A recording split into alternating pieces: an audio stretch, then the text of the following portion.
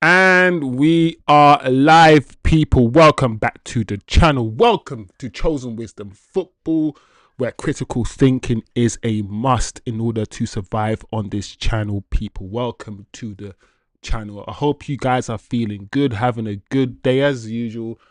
I hope you guys have had a good weekend, because this week, and sound check. Always do your sound checks, people. Always do your sound checks. Make sure you can be heard. People, there is a lot for us to talk about today on the transfer show, on this daily show that we have.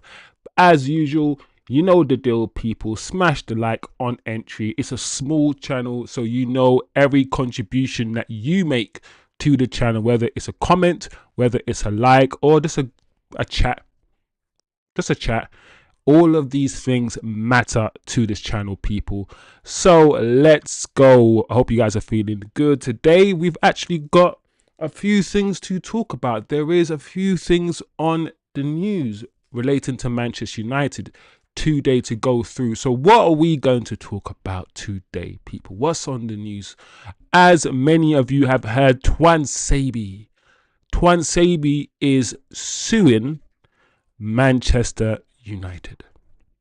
Specifically, I think he's suing the medical department. But can you split the medical department away from the club? It's still the club. So Tuanzebe is suing Manchester United for medical negligence. Yes, people, medical negligence. There has been a wider medical issue at Manchester United for a while. I've been calling it out, whether it's Martial or Pogba or whoever it is. And it comes from the time, sort of Oli time and before Oli Gunnar Solskjaer time, where he was playing people injured. There's a lot to talk about with regards to that stuff, people. There's a lot to talk about. And my point of view on the situation, I think, will be very interesting for you guys to hear. So stay tuned for that. So that's Tuanzebe suing Manchester United's medical department, or the suing Manchester United for medical negligence. Also, guys, we have updates, as we always do every day, updates on the Mbeumo situation, including people. Apparently Omari Hutchinson is being touted as a replacement. Brentford have inquired about Omari Hutchinson, so they are looking for Mbeumo replacement. So we're going to talk about that today. We're going to talk about Barcelona and Rashford. Yes, every day we talk about Barcelona and Rashford. And the only reason why we talk about this is because every day we get conflicting news. One day it's close, next minute it's not close. One day Barcelona have inquired, next minute Fabrizio has said there's no contact between the club. So we're going to talk about what's the newest update in this forever turning, swirling saga that is Rashford and Barcelona. Also, guys, we have some silly transfer news that we might want to discuss. This includes Tolisso, rumours that Tolisso is coming to Manchester United. Vlahovic, once again, I'm pretty sure you guys have heard about this, but once again in the news today, Vlahovic has been offered to Manchester United, and I believe Man United might be considering it. They might be considering it. We will talk about it. Ashley Young, yes, a former Manchester United player, Ashley Young, has been talking about Man United in the media, and he said a few interesting things. So we could talk about one of the few things he said that's, grabbed the headlines. Arsenal, as you know, they're more or less on the verge of signing Gyokeres. I think they're on the verge of also signing Mosquera. Still in talks. Still in talks with Eze as well. So Arsenal seems to, they seem like they're doing things. Also, guys, on the news today, which, you guys might be interested in or you might not care about, Lamine Yamal is being sued by the Wolves. He's been sued by an association of dwarfs. Listen, I don't want to laugh. I got to hold it in, but that story is crazy to me. Let me say it one more time for you guys. Lamine Yamal is being sued by the Federation of Dwarfs. An association of dwarfs.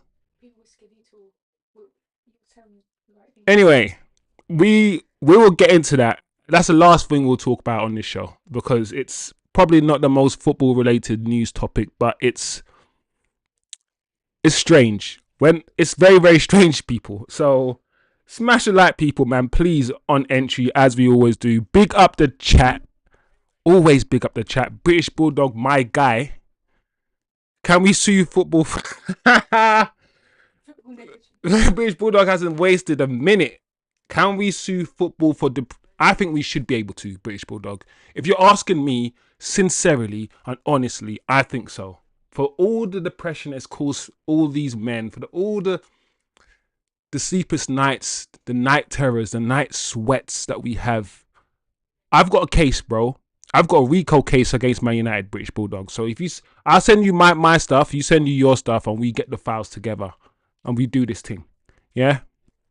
So yeah, guys, let's get into it. Let's get into the news today. So Tuanzebe. First and foremost, I want to say that Tuanzebe, I enjoyed watching Tuanzebe. Tuanzebe was one of the first defenders that came out of Manchester United's academy that could ball. He could pass, he could shoot. I was like, this guy, he's got tech. He's got tech. Big up yourself, Turkish, in the chat as well, by the way. And I enjoyed the way he played. I thought Tuanzebe looked like a future Manchester United captain. I'm pretty sure he was captain throughout the youth teams as well for Manchester United. England international, under 21s. He was one of the very few players at the time that I thought, yes, he's going to be here for a while and he's going to have a really good career.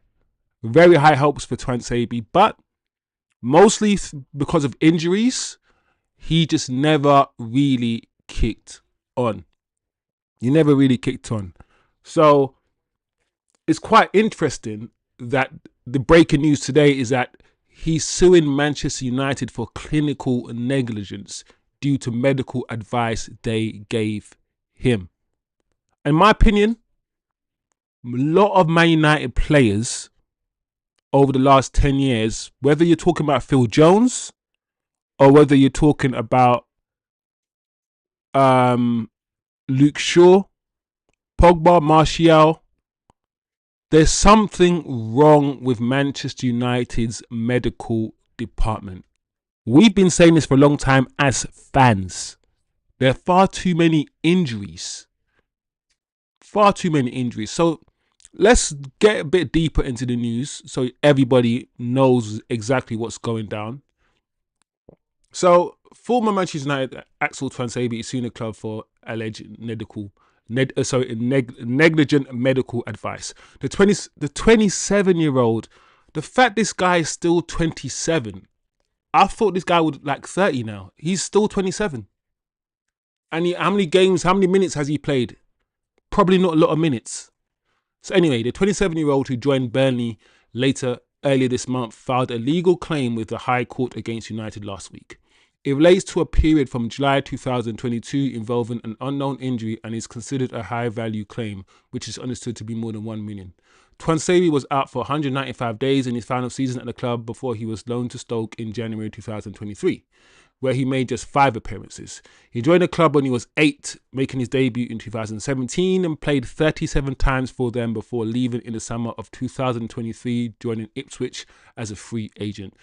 The right back, I guess he's a right back now, captain United at every level, which is what I said. And his final appearance for the club was in 2021 Europa League final loss to Villarreal, where he scored in the shootout. So he used to be, England under 21 international, and now he represents Congo. All I'm saying is this as well, people. If this is successful, if this has legs, I'm telling you, if you're Luke Shaw, if you're Pogba, if you're Martial, if you're any of those players who I know they've received bad medical advice from Manchester United. I know they have, and you know they have too. You know they have. We all know they have. This is going to open a can of worms for Manchester United. And I'm not one of those people who are going to be like, oh, stop, don't sue us. Don't sue us. No, no, no. When it comes to your body, when it comes to your health, if you're going to work, yeah, and your medical department is telling you to cure this thing, go and eat some cheese. Or to cure this thing, go and stand on your head. If they're giving you wrong medical advice and it's causing you to become more injured and it's taken days, taking weeks, maybe years off your life, that's when my fan hat has to come off and I have to think like a human being. I'm not defending the club. I'm not going to stick up for the club who are doing this to players. I will not. I'm not going to stick up for any organization, global billion-dollar organization who rinse, use, abuse their players, play their players through injury. I'm not going to do that. Why should I do that? And I think when we hear stories like this, it's very easy to be like, oh no, don't sue the club. We need all the money for transfers, or go away. All these little things you can say. No, that's not me. I'm like, yeah, get your money. Get your money. As a footballer, you don't have a long career.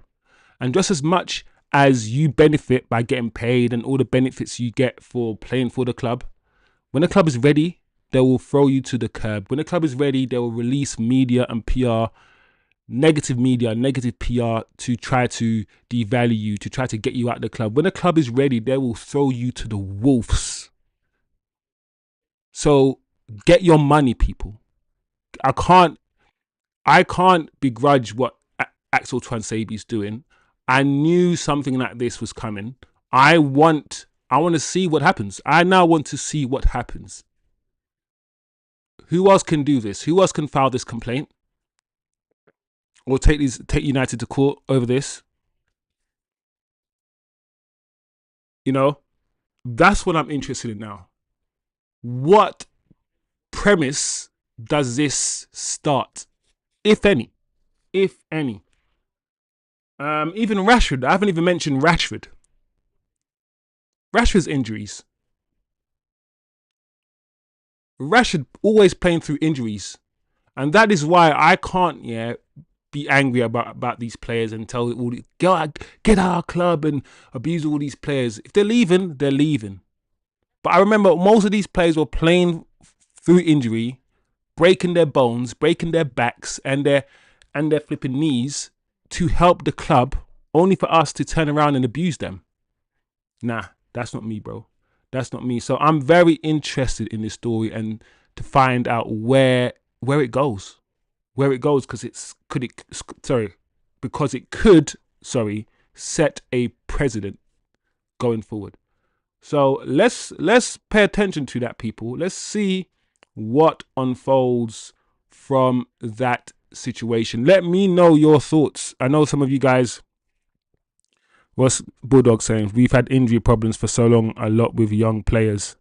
Yeah, especially with young players at Tuanzebe, we need to protect them. I know that the club has been in certain situations where they've had to rely on certain players. And without Paul Pogba, for instance, we look so bad without Paul Pogba that we're always trying to rush him back. We abuse him when he plays for us. But when he's injured, we're always begging for him to come back. It's just like it's such an abusive relationship we have with some of these players, mate. It's crazy. Yeah, British Bulldog is saying it's a football thing. It's not really a Man United specific thing, because I'm pretty sure British Bulldog will say that so many other clubs have injuries. So many other clubs also have injuries, which is fair. I hear that, which is true. I can't deny that, but I don't know. I want to know if there's something going on with Man United. Like players going abroad to get, I think Martial said he had to go somewhere else to get his knee surgery because the club doctors said something else to him, which was wrong. Like, I've been hearing these stories and I've always wanted to know what happened to Tuanzebe. because I've always liked Tuanzebe. So if this happens, this might change the game. This might be a Drake thing. This might be Drake trying to sue UMG for losing a rap beef. If this happened, it might change the game, people. So let's just keep an eye on this. Let's move on to the next topic. I know Muzilla David in the chat from Uganda. Big up my Ugandan guy. Family. Like I keep telling people, if you're from Uganda, big up yourself. I got family from Uganda. Half my family, I wouldn't say half my family. A good portion of my family are Ugandan. So it is what it is, man. Big up Uganda. I need to go there. I really need to go there very, very soon and live like a king out there. But anyway, Mbeumo, people. Mbeumo. Mbeumo. Some say Mbeumo. Yo. So this is annoying. We talk about Mbeumo almost every day. And the reason why we do is because he is the only concrete link, the only concrete player that we are negotiating for right now. So there's not much else for us to really talk about. And this deal has been dragging on. Even Fabrizio, with his stupid face, I'm joking, has come out and he said it's more than 35 days negotiating with United. 35 days. What we negotiate? Ring. Hi, this is day 21. So how much? We've told you from day one we want 61 million. Yeah, I know you want 61 million, but what about? No, we want 61 million. Give us the money. Okay. Email them now and email them a package about 55. Do 45 plus 10. But didn't they tell you they want to? No. Do 45. But 10 days later, did you get the email? Yeah. 45 plus 10 we gave you. Yeah. But we won 61 million. Yeah, I know. So let's negotiate. Like, I don't understand what these guys are doing, bruv. Like, what is this? How many dinners? Yeah, how many dinners? How many lunches? Yeah. How many expensive teas? Earl Greys? How many rum and cokes? I don't know if you're drinking rum and coke. I don't know. How many of these little things do we need, bro? How many conference calls? How many Zoom calls do we need? I don't understand. Anyway, this is important. This next one is important. Mbeumo's still pushing. Fabrizio's now come out and said,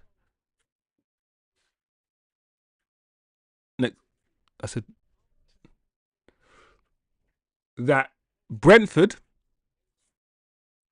are looking for a replacement for Bryan Mbeumo. They've started looking for a replacement for Bryan Mbeumo.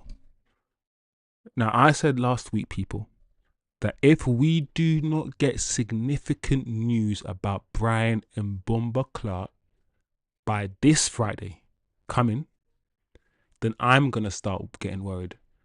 So I gave myself 2 weeks. I said on Monday last week that by close of play this Friday coming, if we don't get anything concrete about Mbeumo, then I might start getting worried. I might lower my comfortability or my certainty from 90%, because I'm about 90%, to about 80% if we do not get anything concrete by Friday. We have 4 days. 4 days to get something concrete. Otherwise, I'm going to start thinking, what the F? I mean, I'm already thinking it. I'm already there anyway. But, come on, Man United. But then we also hear about this from Fabrizio. Brentford are showing initial interest in Omari Hutchinson as possible replacement for Bryan Mbeumo in case of exit with Man United. Brentford appreciate Hutchinson, but no club-to-club talks yet with Ipswich Town. So this is the deal. It's a good thing from our perspective that we see Brentford shopping around. It's like we're trying to buy something from somebody, and then we go to the supermarket and we see that person in the supermarket shopping. Yay, he's shopping. We're going to get excited because we know that you're getting a replacement ready, which means you're getting ready potentially to sell. That's what we think it means. That's what we hope it means. So this is supposed to be a positive message to Manchester United fans. And I'm pretty sure a lot of fans are, Mbeumo deal's close. The Mbeumo deal's close. All I'm saying is this. No third bid has gone in. Which means no third bid has been accepted. The whole constant negotiation thing, there is no such thing. There's no constant negotiation, bro. There's none. There is, everyone knows what the deal is. Just pay up the money. I still think it will happen, like I keep saying. I'm glad that Brentford now are moving. All the noise about if we sell Wisa, we probably won't be able to sell Mbeumo. Shut the hell up with that crap, because that's not the case. Don't try to scare us into making the deal quicker for you. Right? This is good news, people, at the end of the day. This is not concrete news. Please, because a lot of people, just like last time when everyone kept saying that the medical is next week. 2 weeks time. 2 weeks later, there's no medical. Let's not put 2 and 2 together and make 7. This doesn't really mean anything concrete, but this is a sign that maybe something will happen this week. I do believe, and I hope, fingers crossed, that something concrete happens this week with regards to Mbeumo. Otherwise, I might start asking questions myself, people. So, what's the chat saying? British Bulldog, Phil Jones, Luke Shaw, we had a few. Yep, these long-term injuries is very strange that Man United have so many. Manchester Evening News has us in for Richard Rios, 25 million. I want to know what you guys think of Richard Rios. Your honest opinion of Richard Rios, people. Is he what's needed in our midfield? What do you guys think of him? Vegard, I don't think the third kit stuff and being signed before the unveiling of the third kit, I don't know where that's come from, but I can't find any logical reason why that's the case. Like, Man United have made signings on the last day of the transfer window many, many times. Well after kits have been launched. So I don't know. Sell the shirt. Yeah, Man United are commercial like that. So I guess I can see why they would want the signing in before the third kit. But at the same time, they'd want the signing in before the home kit. They want the signing before, like, I don't know what bearing or how much weight, that has on anything. But I still get what you're saying. I get what you're saying.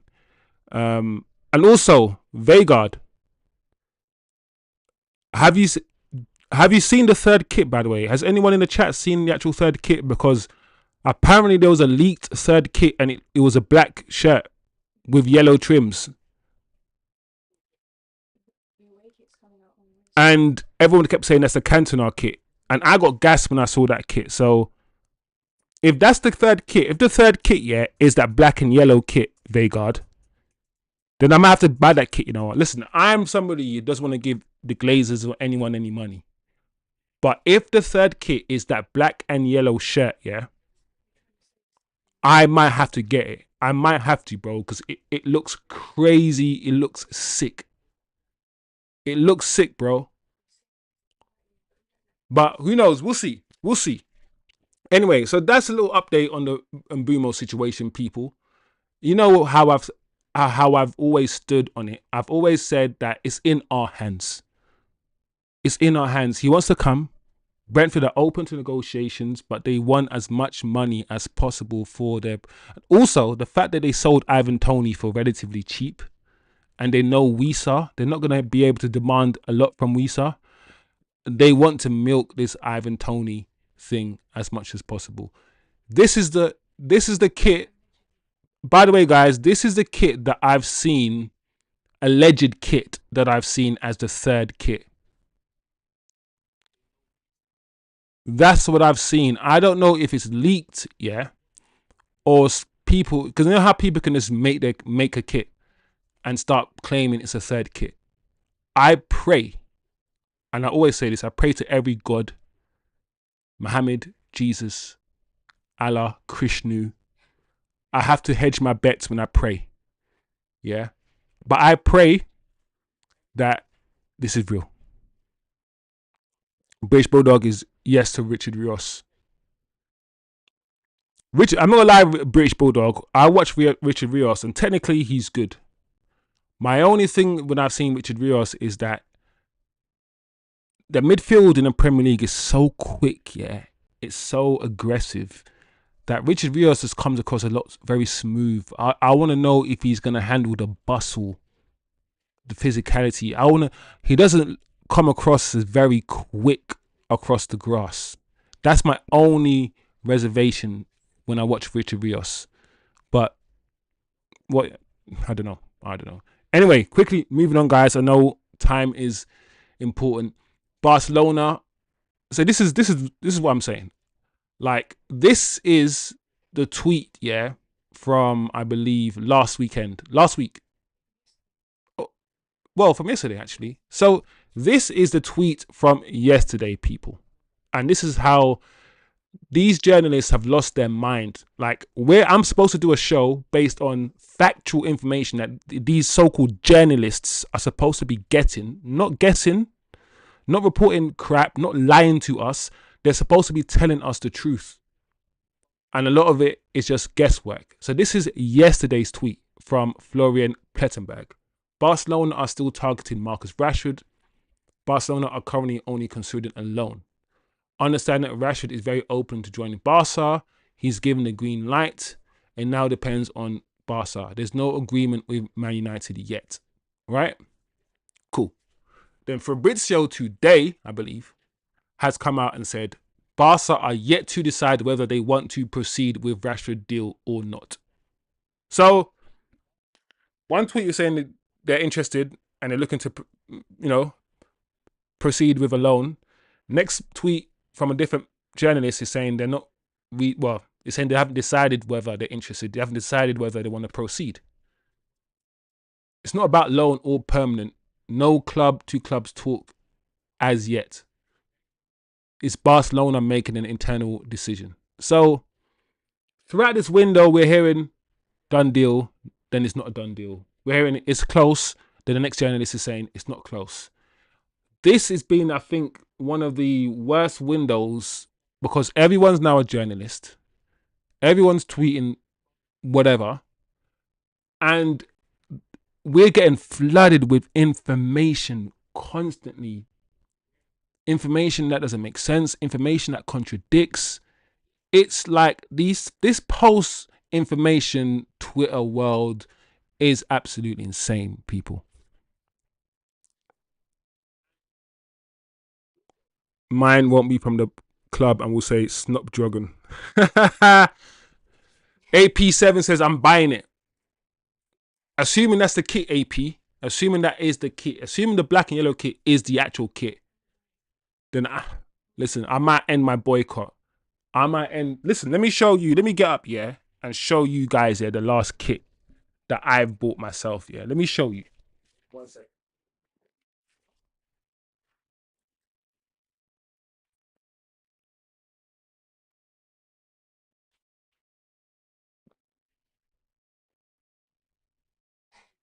This is the last kit I've got, bro.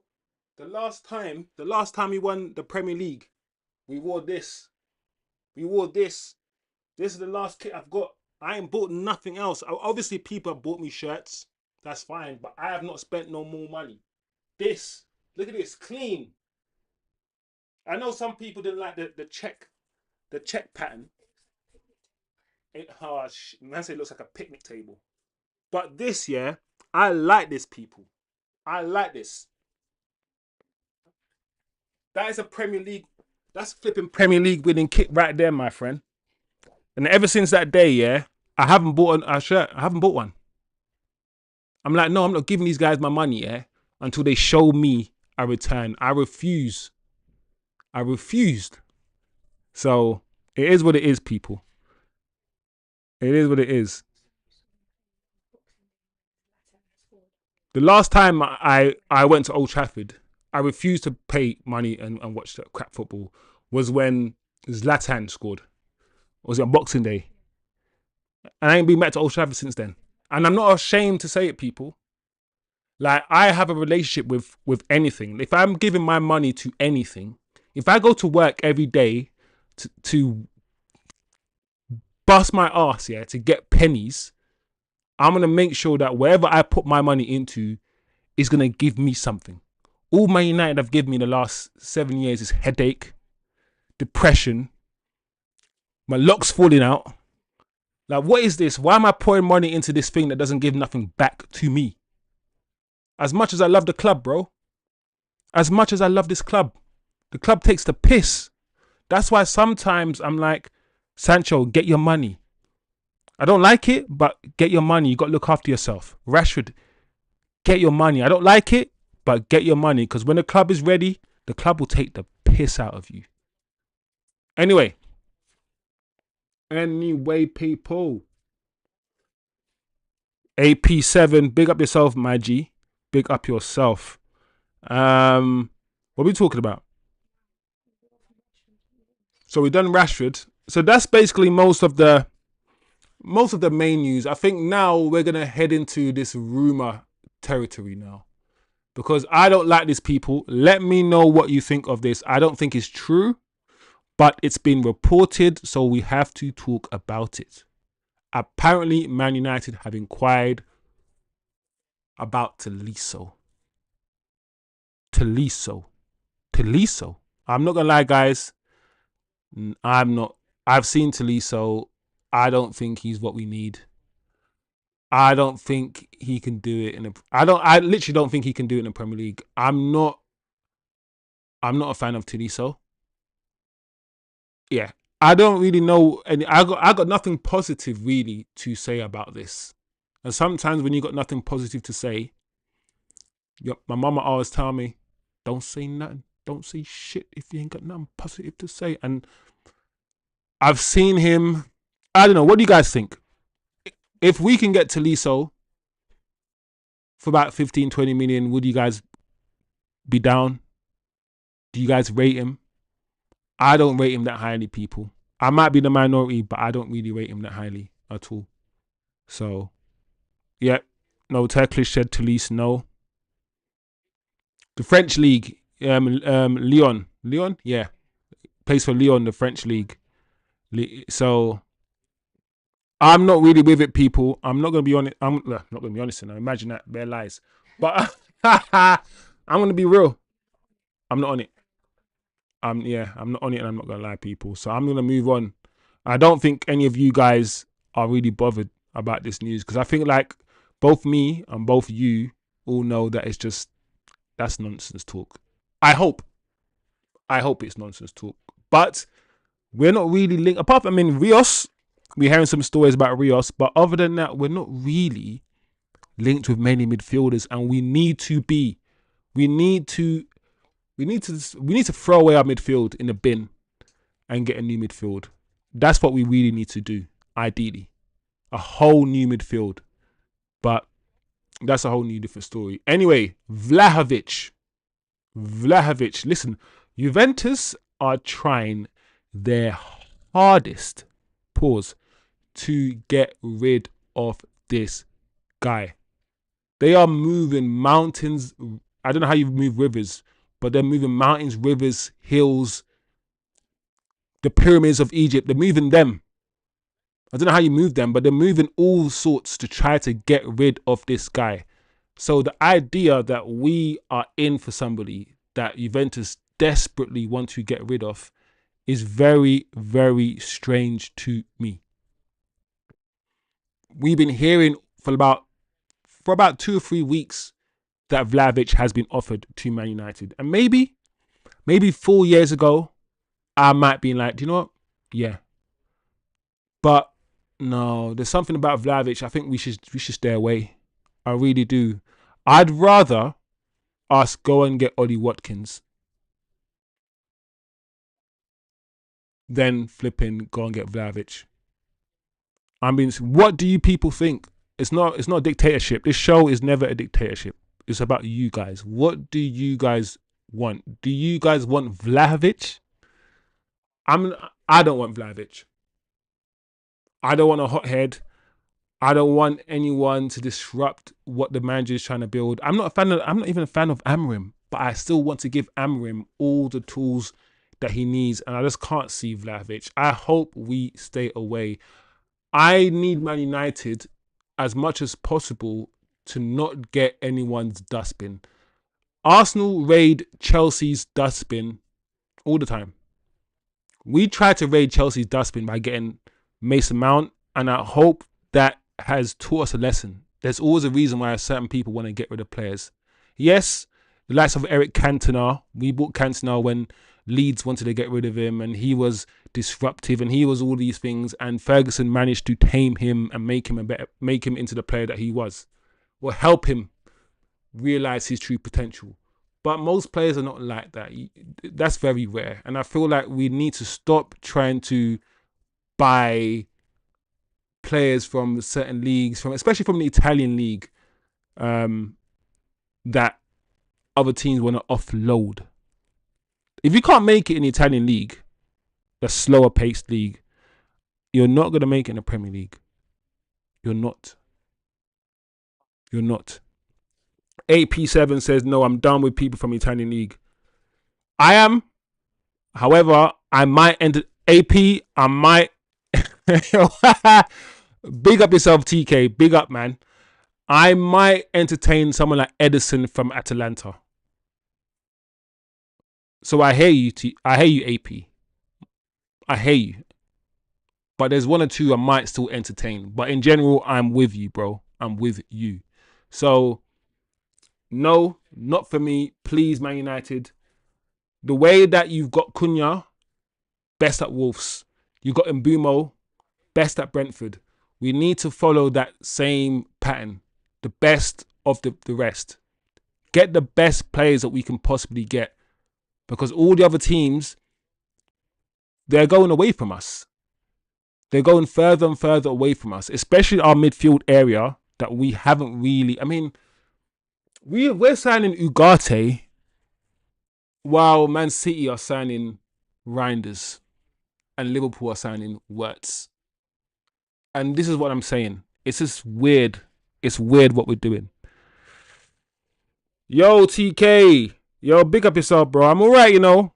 Very, very relaxed weekend. What did I do? Didn't really do much. Chilled at home. Caught up with some TV shows. Relax a bit. Watch the PSG Chelsea game. We could talk about the PSG Chelsea game as well later on if you want. It depends on what you guys want to do. If you guys want to look off or you guys want to chat about the game. But very surprised. Very surprised about what Chelsea did and how they rattled PSG. But yeah, I'm all right, man. I'm doing well, bro. How you doing, man, TK? How did he go on that break that you said you went on? What's AP7 saying? Yeah, true, but I have trust issues with the league. But I'm relaxed now, TK here, even though I don't know.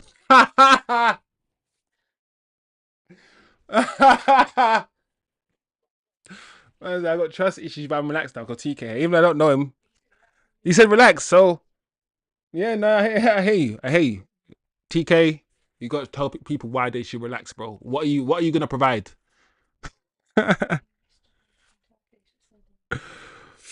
Did we discuss the Enrique punch? No, we ain't. No, we can do that. We can do that, bro. That was wild, bro. Like, I'm not gonna lie, yeah. Because I'm hot-headed sometimes.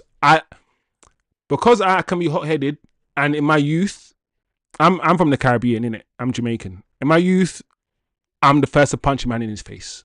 Like, I get the hot-headedness of football. I get the need to want to punch a man. Like, this guy, Ja Pedro, just lobbed your goalkeeper, chipped your goalkeeper like it was nothing.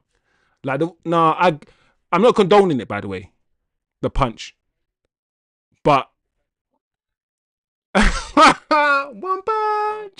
one punch, man. You know that's funny. But why is the manager like he just lost his head? This is what happens. Yeah, this is where when you win all the time, yeah, you sometimes develop, yeah, a, what do I call it? A weakness of when it comes to losing. I.e., when you lose, you do not know what to do. You do not know how to handle losing because all you do is win. That's what happened today. PSG have won every competition, yeah, that they've been in. And losing today, especially against this Chelsea team that was in a fucking Conference League, they just lost their heads, bro. The manager lost his head, telling to One Punch Man.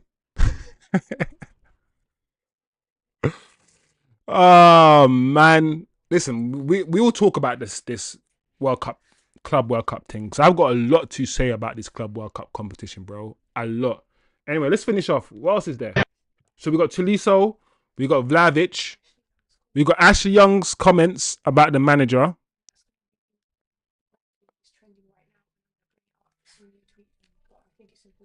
All right. So we ain't gonna sit down and watch this video with you guys because I know you guys are not interested in listening to flipping. How long is this? 1 minute 26. So essentially, I think the main talking points of what Ashley Young was saying that everyone's talking about is the fact that he says it's now or never for Ruben Amorim. He has to deliver, and I don't really see anything wrong with him saying that because I understand giving him time. I understand that he was brought in like, I don't know, a quarter into the season, right? I understand that he wanted to come in at the end of the season. I also understand that he chose to use the season to see what the players are made of, test his formation. He spoke about pain and suffering, and pain is going to be pain, is going to be suffering, all of these things, right?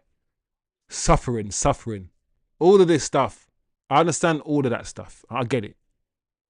But you've had almost a whole season now to understand the league, feel out what the opposition is doing, understand how difficult the lower teams are, understand what you now need, hopefully, to succeed in the league. Now that you've had this season where you were under hardly any pressure, you finished 15th and you still didn't get sacked. I hope, yeah, you, Amorim, have absorbed so much, yeah, from this season that you now know what you now need to do.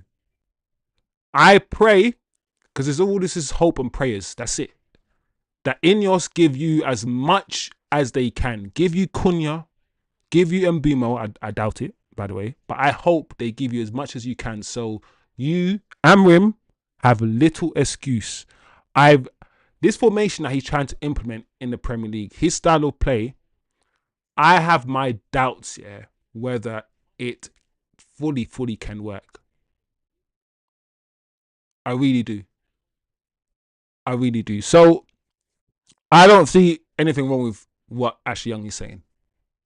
He has to now, this season, because don't forget, this manager only has about a year and a half left.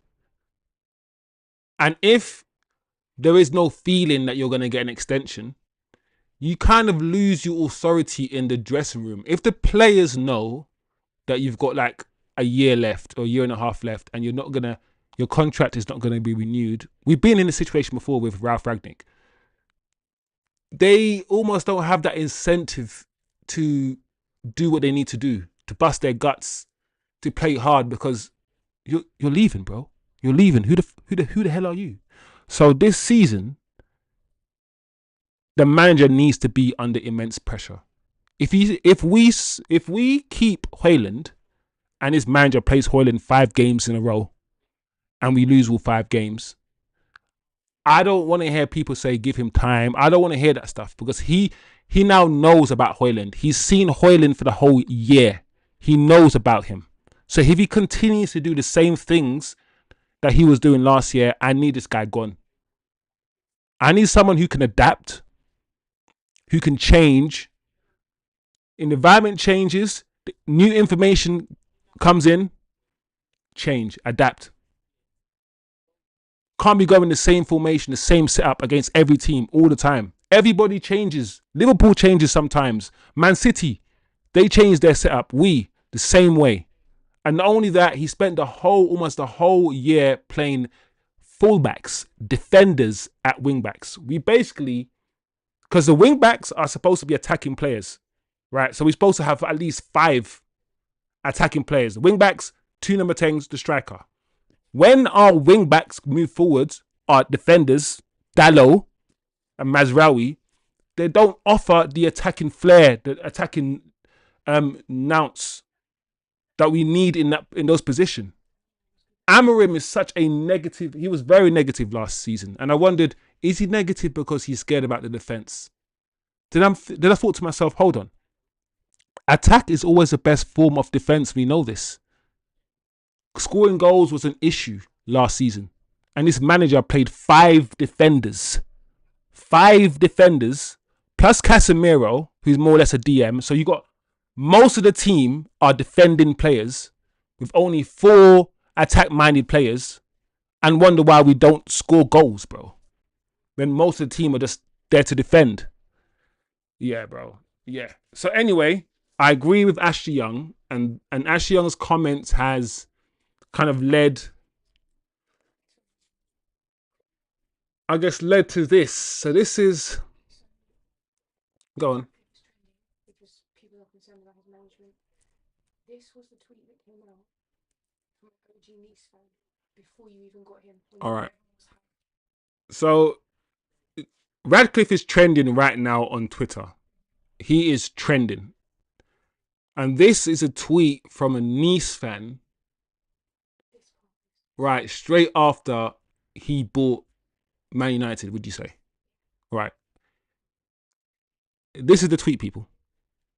He's been terrible, promising and lying to us multiple times about his dedication to the club, putting at top management his protege Dave Brentofrd, who doesn't know much about football.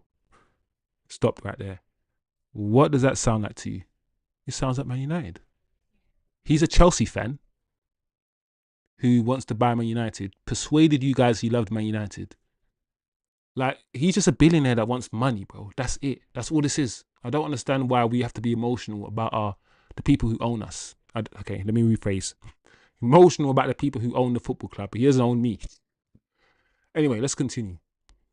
He doesn't know much about football and did the worst recruitment this summer. I think INEOS doesn't understand football. I feel for United fans when they find out. That was then. This is now coming in from last night, guys. This tweet from last night. Manchester United under Sir Jim Ratcliffe have somehow performed worse than under the Glazers on and off the pitch. And to the point now that Sky Sports News are doing whole segments now on Jim Ratcliffe. This, guys, let's all pay attention now. This is important because we can talk about transfers all we like, yeah? All we like, and we can have banter in the chat and all of these things. But everything stops and starts with the people who own the club, the people with the money, the people who say yes to Mbeumo or no to Mbeumo. The people who say yes to Amorim or no. These are the guys. So Sir Jim Ratcliffe has hired 7 managers in 6 years since INEOS took over Nice. Let me repeat. Sir Jim Ratcliffe has hired 7 managers in 6 years since INEOS took over Nice. Like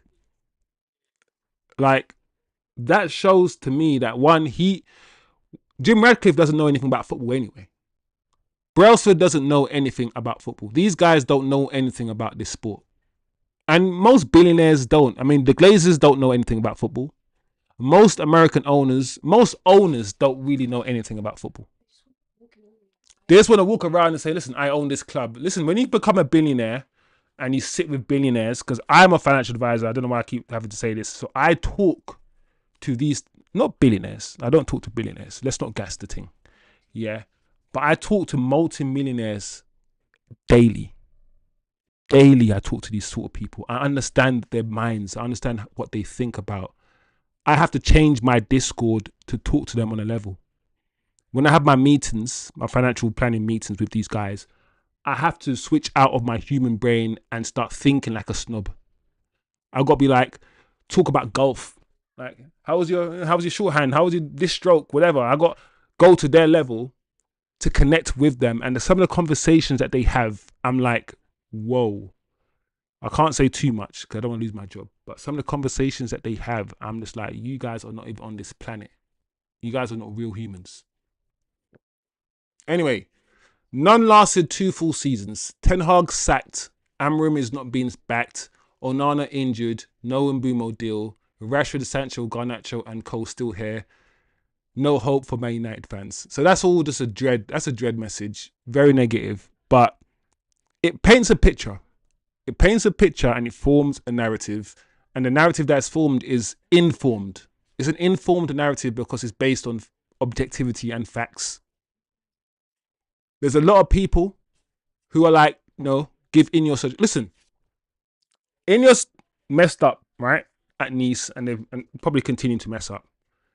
But they have done some decent things at Manchester United. So we have to keep it 100 and say, you know, getting rid of this player is good. Signing this player was good.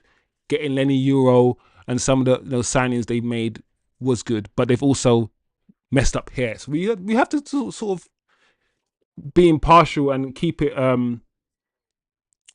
100 really, and not just be all negative. But I don't know, man. I feel like it was important to sort of like tie everything in and show you, and let's talk about why the fans, including you guys, are pissed off. Why the fans are frustrated and why the fans are looking at INEOS like, hold on a second. You guys are just Glazers. You guys are just Glazers 2.0. You guys ain't different. You guys actually might be worse than the Glazers. And the reason why I say they might be worse than the Glazers, I'm not saying they are. But I believe that if we finish 15th and it was just the Glazers, I don't know. I think the Glazers would have done something. Would have taken out another loan somewhere or something. I don't know, guys. But just a thought, man. It's just, you know, I'm going off on a tandem a little bit. But just a thought, guys. Just for something to think about. I don't think anyone in the chat loves our owners. I don't think any of you guys love the Glazers. You know what I mean? So it is what it is. Let me see what the chat is saying quickly before we move on. Only publicity is good publicity. British Bulldog. Turkish winner plays AP7. Don't the system change when you're playing a defensive team compared to an attacking team? Oh, AP. I'm not gonna lie. For most of the season, obviously Ahmad played right wing back, and we looked good when Ahmad played right wing back. And the reason why we looked good when Ahmad played right wing back is because the wing back positions are attacking positions. They are attackers. If you watched Amorim's sporting team, Quenda and all these guys, they're essentially wingers. Quenda's a winger playing as a wing back. You have to play for this system to work, yeah. And there's no arguments for this. This is a fact. For his system to work, you need attacking-minded players playing wing back. You have to have them. That's the only way it can work. And we didn't do that. From large parts of the season, we played Dalot and Mazraoui.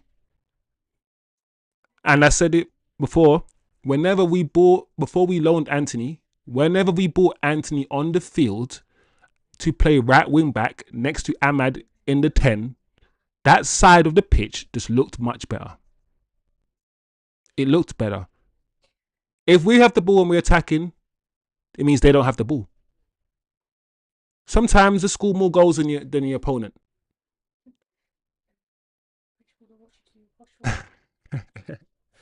British Bulldog wants me to.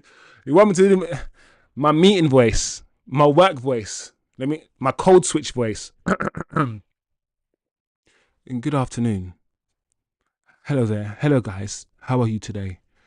We are going to talk about Manchester United today, and we're going to talk about the impact that everything that has happened has had on the club this year. And I really believe that's how I speak when I'm doing when I'm speaking to clients. I slow my voice down. I talk with more precision. I'm more deliberate with my words. I think about my words a lot more. Eye contact is important. All of that BS. Sounds like AI.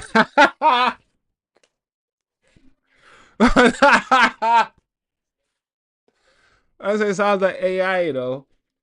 Sounds like a robot. That's what you gotta do, man. You gotta blend in, man. You gotta do what you gotta do in this corporate world, man. I don't fully like the corporate world. I'm just good with numbers, and I just have a job that deals with loads of numbers and finance. Like, it is what it is. I remember to Radcliffe at half time when we're 2-0 down to Burnley, and you can hear Beyonce playing in the background.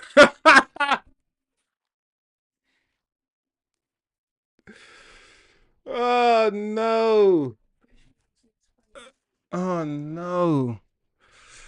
Oh man, it's crazy in the car. The dog is trying to get transferred funds. And you have excellent hair days. There you go. There you go. TK said we're forgetting that last few are making.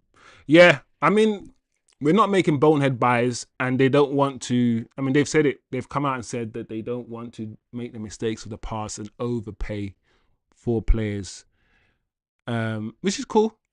We listen. We can't have our cake and eat it. One thing I don't want to do is be a hypocrite. Like, yeah, stop signing 70, 80 million players and stop, being taken advantage of, while at the same time that's what they're trying to do with Mbeumo. And I'm angry that the deal's not happening quick enough. It's just like we have to sort of balance it in a way. Yes, we're frustrated that the deal's not happening, but if we're supposed to believe what they say, the reason why the deal isn't happening quickly is because they're trying to negotiate and not allow Brentford to take the piss out of them, which you can't really be against that, while at the same time you're still frustrated that it's not happening quick enough. So it is what it is, man. Quickly, let's just cry a little bit. Let's all gather together, people, and cry. I don't know. A lot of you guys weren't even that on Gyokeres in the first place. So if you weren't interested in Gyokeres in the first place, then you're not even crying. You might even be happy. However, I said that unless we get the here we go, unless I see concrete talks, unless I see deal has been agreed, then I'm always gonna hold off that little 5%, that 3% chance that United can still sweep in. I don't think that's happening, people. So I think Arsenal will get Gyokeres. The reason why I'm surprised, and another reason why I thought that we had that tiny 5% chance, is because I honestly, and not just me, I'm pretty sure you guys thought this too. I thought Sesko was Arsenal's. In fact, I still think Sesko is Arsenal's number one target, but he's too expensive. I think they always wanted Sesko. The fee for Sesko was way too high. They managed to get the Gyokeres fee down, and they went with Gyokeres. I honestly think that's what happened. So I'm not gonna lie, people.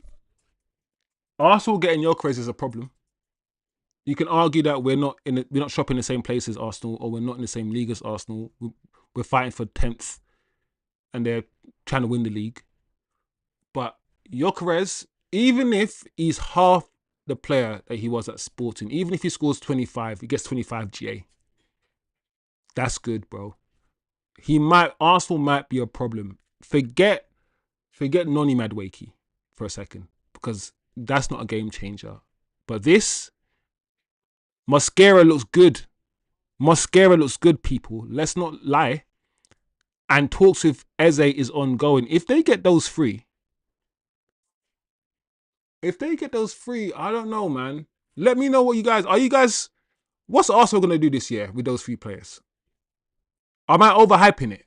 Or are you guys going to be telling me Arsenal ain't going to do nothing? Because we've been saying for a long time Arsenal need a striker. Yeah? They've got one. They've got the most prolific striker in the world right now.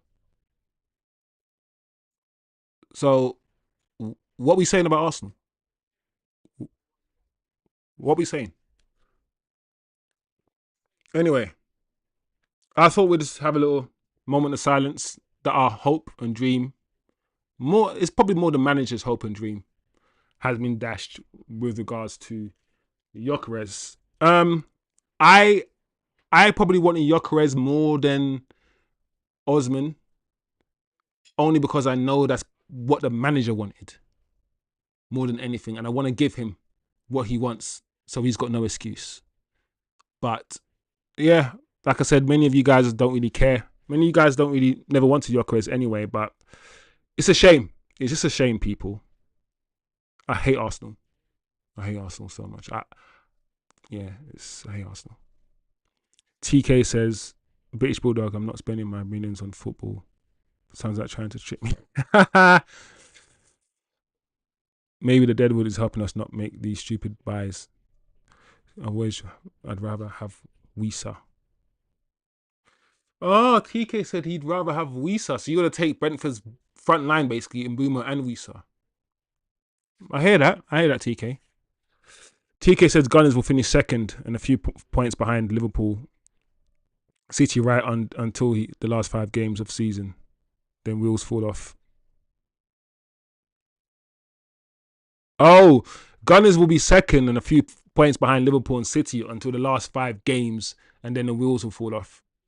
Yeah, I just hope, that a lot of the goals I've seen Gyokeres score in Portugal are goals where he's just henching out the defender, like the defender's not there. Goals where he's just skipping past people. Goals where it's on the counter-attack. Goals where the team's got a high line and there's space to run into. I'm just curious to find out what... And his first touch, let's be real, Gyokeres' first touch isn't always the greatest. So I'll be interested to see how the fluidity of Arsenal... Because when Arsenal play with that false 9, Havertz, there's a certain fluidity. Even though they're boring to watch, bro. Arsenal are boring to watch, but there's still a certain fluidity about their game. I don't know what's going to happen when you got this target man up front now. Let's see. Let's see, people.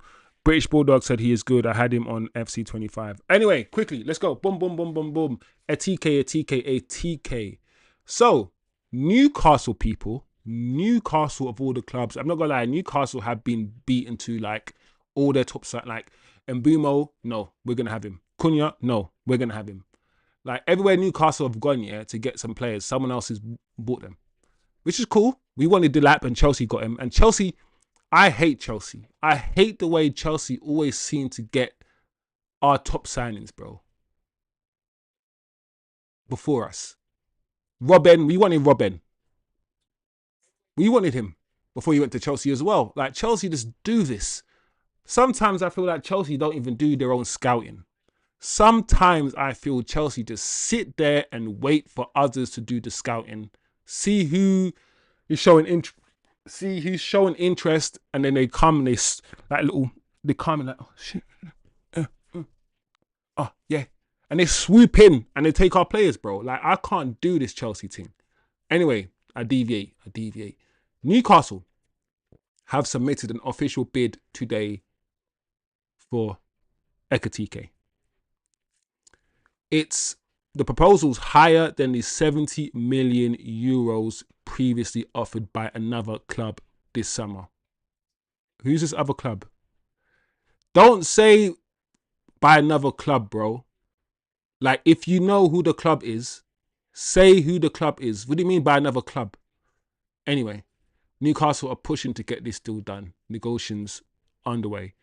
This is an interesting one. And the only reason why it's an interesting one is, do you guys think this means that Isak is leaving in the summer? Is Isak, if they get this signing, does it mean Isak is leaving? Or maybe it means Isak is leaving next summer and they're just getting this guy in for now. What does this mean for Isak? Or maybe it doesn't mean anything. Maybe it doesn't mean anything. But they've got Elanga, and now they're going in for Ekitike. Everyone seems to be doing some shit now, some business. Ekitike, I've seen enough of him to be like, or to at least come to the conclusion that he will be a good signing. However, he's not like he's 18 or 19. Ekitike is 23, I believe. Right? His finishing is not that great. He's a good footballer. He's a good player, but he's not an ice cold finisher. He isn't. So I don't know. I don't know what this means for Isak, for Liverpool and Isak, for Newcastle. But if they can get this deal done over the line, I'll be very, very curious to see what he does in the Premier League. Ekitike. And also, it shows us that Newcastle are spending big money.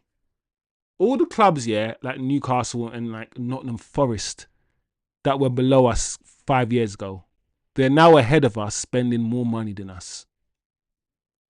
That is so sad. British Bulldog says, I prefer Mateta. I also prefer Mateta. I like him. I would get Mateta. I think Crystal Palace will probably demand at least £50 million for him. Liverpool are also interested in Mateta. I think the only thing with Mateta is that his hold-up play is similar to Xerxes in a way. And Mateta is not the quickest, but he's strong. He's strong. And he can finish.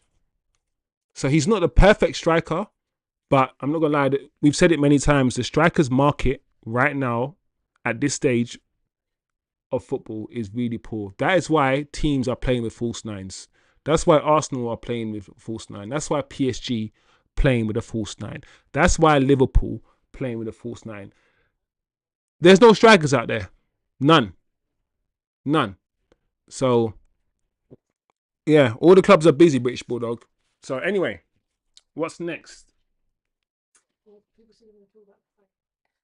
Let's talk about the game. What did you guys make of the Chelsea game? I know British Bulldog came into the chat.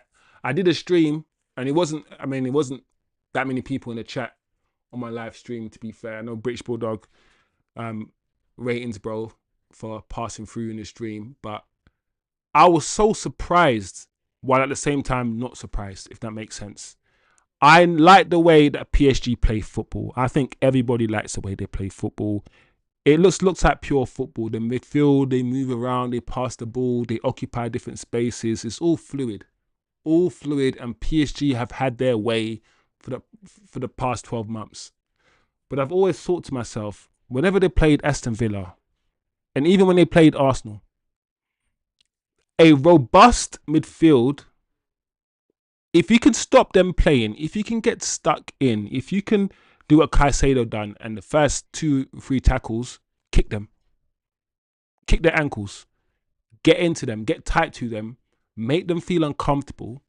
If you can do that early on and disrupt the rhythm, because PSG, they need rhythm. They need rhythm. They need fluidity. If you can do that, you have a chance.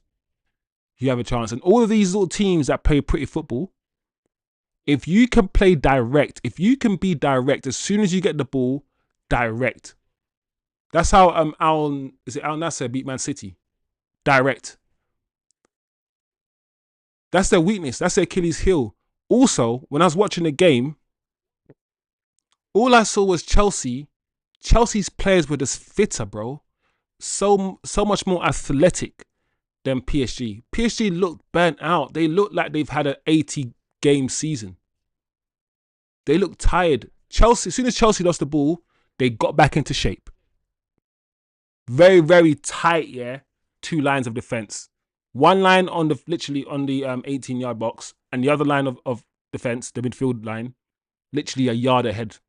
There was no space to play between the lines because there was nothing between the lines. There was no space between the lines.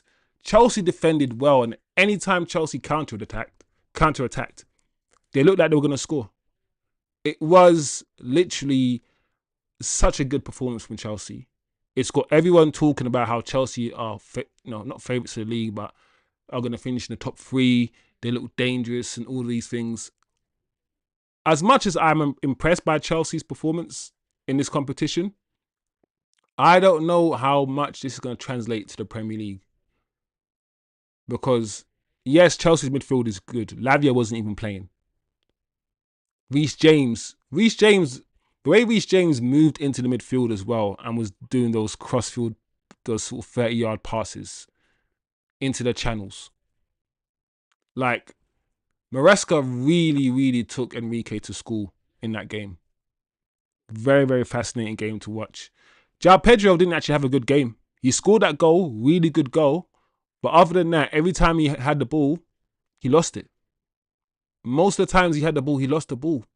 He didn't actually play that well, but that goal he scored, he took it so well. That chip. Oh, they've got a player. They've got a player with João Pedro. And then at the end, as you guys can see, Enrique.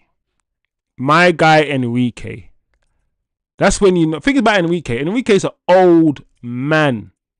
Enrique's old enough, yeah, to be every single one of those footballers' fathers. Every one of their fathers. Look at Donald Trump flipping neck. Oh, Cole Palmer didn't even look happy in that shot. But I think it's crazy. I think he's surely gonna get like at least a 3-game ban. He slapped Mike. I don't get why he slapped Pedro. He just lost his mind, bro. He lost his marbles, bro. So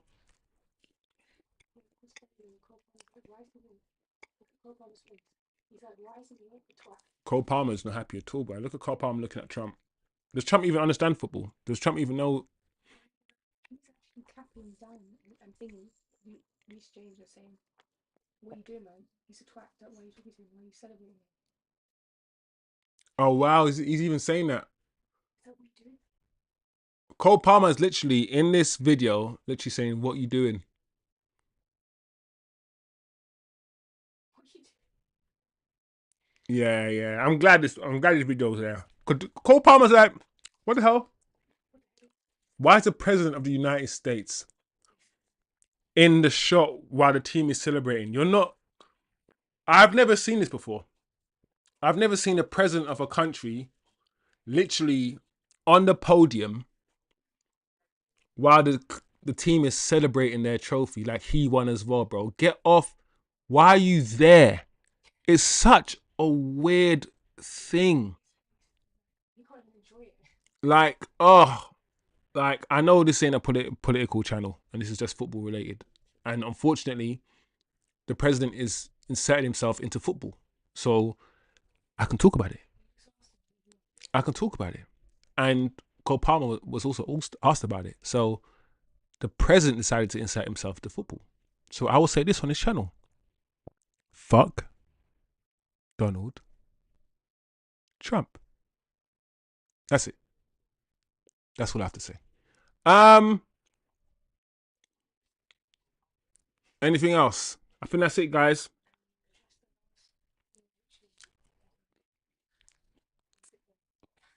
Oh man.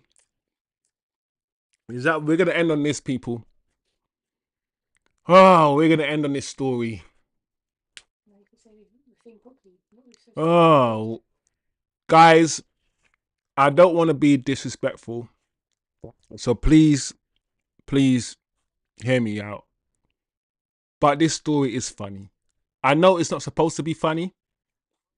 I know I'm not supposed to laugh about it, but my first reaction when I heard this story was to laugh. And I'm human. I'm not laughing at anybody.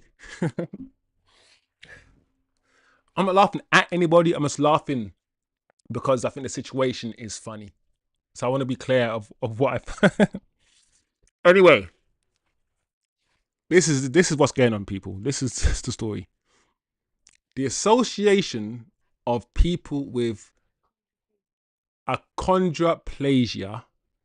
Thank you, God, for allowing me to say that word. And other skeletal dysplasias in Spain will take legal action against Lamine Yamal for hiring people with dwarfism as entertainment for his birthday party.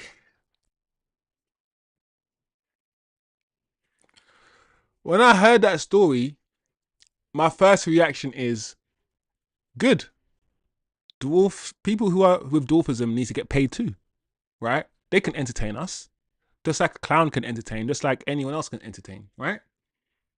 There's nothing wrong. I mean, I know women on Instagram who fly off to Saudi to do the most craziest things with Saudi men for a lot of money, and they come back like they've not done anything wrong, like they haven't just eaten feces or something crazy like that, right? So everyone does loads of things for money. So my first reaction is, what's wrong with dwarfs getting paid to entertain? Because I don't know what is he doing that's so bad with these dwarfs. And apparently, I'm just laughing. All right. Apparently, He's going to say football. It's football lane. He's not going to say. listen, I told you why I'm laughing. I'm laughing. I'm not laughing at anything. I'm just laughing at the situation. But it's just, why is he doing a Wolf of Wall Street stuff with dwarfs? Let's also think about the fact, yeah, that let's also think about the fact, yeah, that I don't know. Sorry, let me just chill. Yamin, yeah, apparently, if this is true, he was DMing Peter Dinklage.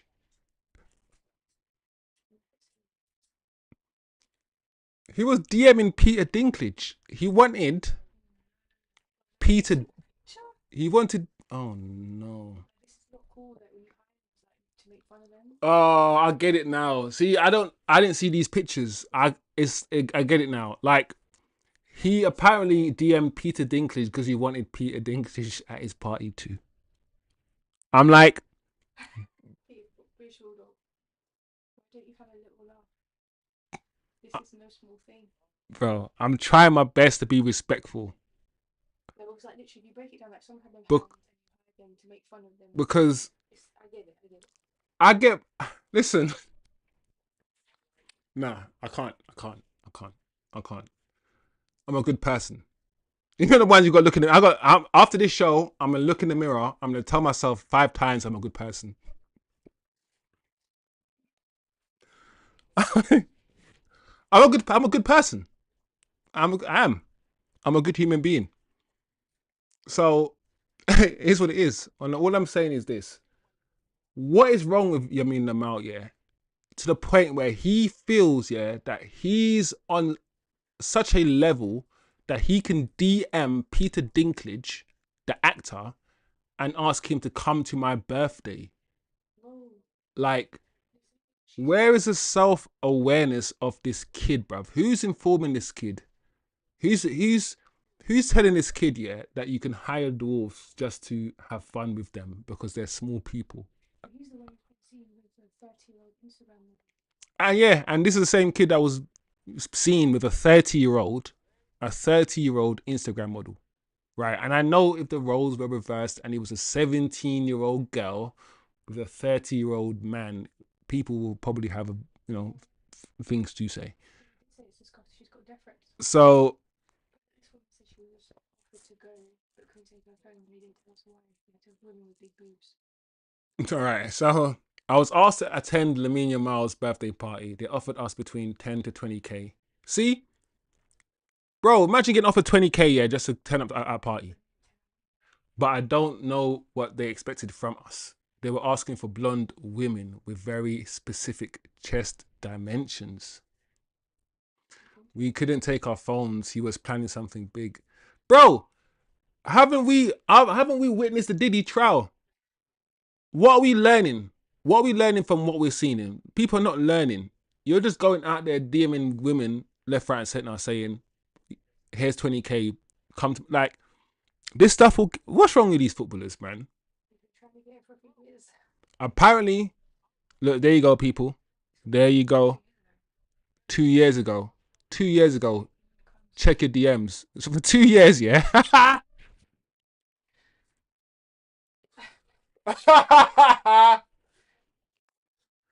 So, wait, hold on. For 2 years, this guy has been messaging Peter Dinklage like, Please check your DMs.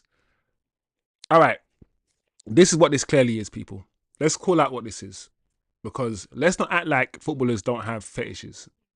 Let's not pretend that like a fetish does not exist. It exists, bro. Like Wayne Rooney will probably sit you down, yeah, for an hour and tell you how beautiful old women are. I reckon Wayne Rooney could convince you that 80-year-old women are the future. Because that's his thing. That's Wayne Rooney's fetish. We all know Wayne Rooney and old women, right? So he's clearly a small guy himself, you mean? And maybe he loves Messi as well. But he's clearly got something with dwarfs, bro. You mean? And all I'm saying is this, bro. You've got so much money and power. Leave the dwarfs alone. They're not there for your entertainment. They're not there as things for you to play with. They're actually human beings. Just that they just have a disability. And while dwarfs can be funny, if you hire a dwarf and the dwarf is a comedian, cool, that's fine. But you can't just hire the wolf just to treat them like toys and play games with them and just laugh at the fact that they're the wolves, bro. Like, what the hell? That's what I'm gonna say on it. Like in Spain, the reason why I'm ending on this, guys, because in Spain this is actually very, very big news. It's not football news in Spain. This is main tabloid headlines in Spain. This is big news.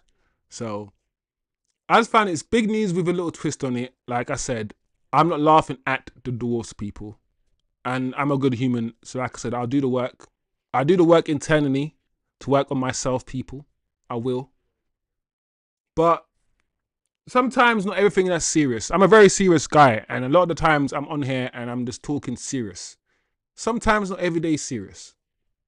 You know, Man United are depressing.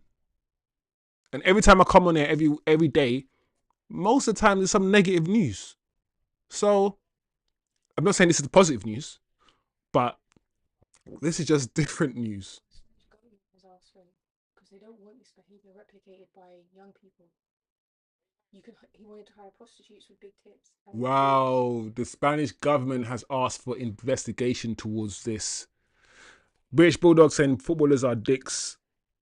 TK says research shows that 6 out of 7 dwarfs aren't happy. No, man. Leave me be, bro. I'm not laughing anymore about this. It's not funny. It's not funny anymore, bro. Oh, man. Footballers are dicks, bro. They are. I mean, at the end of the day, one thing we need to realize that to be a footballer, you don't need to be smart. You don't need to be a good person. You just need to be a good footballer. That's it.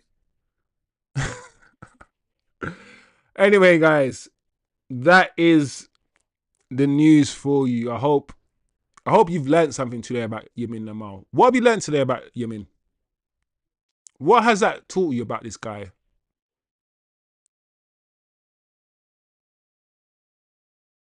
I don't know. But yeah, today, a long show. I don't mind the long shows with you guys. It's all good. We started off with Tuanzebe news and him suing Manchester United due to receiving bad medical advice. And we spoke about how this could have a long-lasting impact, like the Drake UMG case hip-hop thing that Drake's trying to do after he lost the hip-hop battle. I'm not saying Tuanzebe is in the wrong here, but this could set a precedent if he wins this. Pogba, Martial, even Rashi have had their injury issues at Manchester United.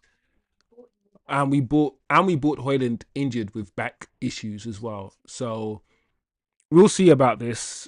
We spoke about the Mbeumo situation, more updates. Essentially, Brentford are in or started, inquiring about Omari Hutchinson, which has given a lot of United fans hope that the Mbeumo deal will be sorted out very soon. I've said that if we don't hear anything concrete, get any sort of serious progress by the close of play this Friday, then I'm going to start being worried myself. And you guys know, up until this point, I've been fairly consistent and fairly comfortable. But now we're mid-July, guys. And the season starts mid-August. So in a month's time. So let's stop fucking around. I'm serious. So we spoke about that. We spoke about Barcelona to Rashford. We keep hearing inconsistent information. When it comes to this Barcelona Rashford thing, I might still report stuff for you, but I'm not going to believe anything until I hear something concrete, because we've been hearing so many inconsistent messaging. 1 minute this is happening, next minute that's happening. 1 minute it's closed, next minute it's not closed. Enough's enough. Enough's enough. I'm only going to think something is happening once something's happening. Once somebody says they've started talking, it's on, or whatever it is, then maybe we can get excited. But up until then, I'm done with this Rashford thing now. I'm done. I'm going to try not report it to you guys unless I feel like it's really serious. We spoke about, the rumours. I said no. We all said no to Tolisso. We all said no to Vlahovic on this channel. Spoke about Ashley Young's comments about Amorim. Mentioned Arsenal's deals. Mentioned Chelsea's win. And ended with Lamine Yamal. Today's MVP's, British Bulldog won today. British Bulldog, he was on one today for sure. Definitely today's MVP, bro. So that's it, people. Before I go, let's see if there's any stupid news, any news that's come in while we've been online. Oh, wrestling news. Oops. Let's see. Do you guys watch wrestling as well, by the way? I try to watch wrestling. Leecher. All right, cool. Lane Flowers, the Portuguese Man United contingent. Lane Flowers in Manchester. Cool. There's pictures of Cunha, whatever. The under 15s won the Premier League title last season, so we might as well get that whole team, replace the older team, the adults, with these 15-year-olds. It looks like Bryan Mbeumo has showed up. Let me see.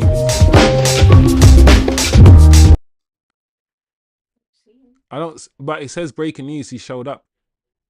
He's training with Brentford. So let's finish the video. Let's see if there he is. There you go. He's at training. I mean, to be fair, we knew that he was gonna be amicable. We knew that he wasn't gonna do anything crazy like Gyokeres. That's me. We knew that he was gonna go back to training and just wait until the deal has been. He's not that kind of player. So yeah, he's back at training. Doesn't mean anything. Wait, hold on. Go back. Man United have reached an agreement with Brentford to sign. See, this is the kind of stuff, bruv. Simply United. That's not true. 173,000 followers and you're tweeting. And you're basing this tweet on somebody who's got 16,000 followers. See, guys, Twitter's a minefield, bro. Yeah. Yeah, I don't see any more news, guys, so I feel like... Anything else? No. Okay, cool. Yeah. Good show, guys. I love this show now. I love this show. I love you guys. Don't judge me. Don't judge me, man. I'm a good guy, man. I love dwarfs, man. My best friend is dwarf, man. My best friend is black, man. I love black people, man. Anyway, people, it's been a blessing. Look after yourself, man. Like, look after each other, man. The world is crazy. Laugh a little bit, love a little bit. Man United will depress you.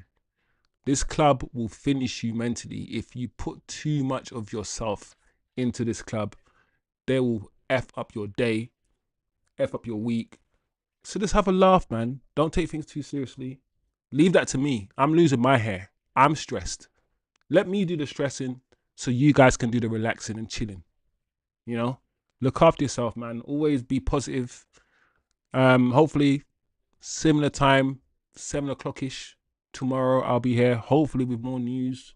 So yeah, it's been lovely, guys. Lovely. Thank you always, bro. I always appreciate all of you in the chat, man. It's nice. It's good.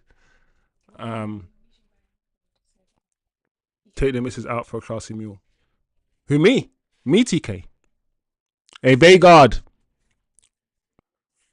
Look after yourself, man. Come back, man. Tomorrow, 7 p.m. If there's more news to report on, to talk about, we'll talk about it in our own way, man. So yeah, big up yourselves, people. It's been a pleasure. And yeah, I'll see you guys, hopefully, tomorrow. Bless up.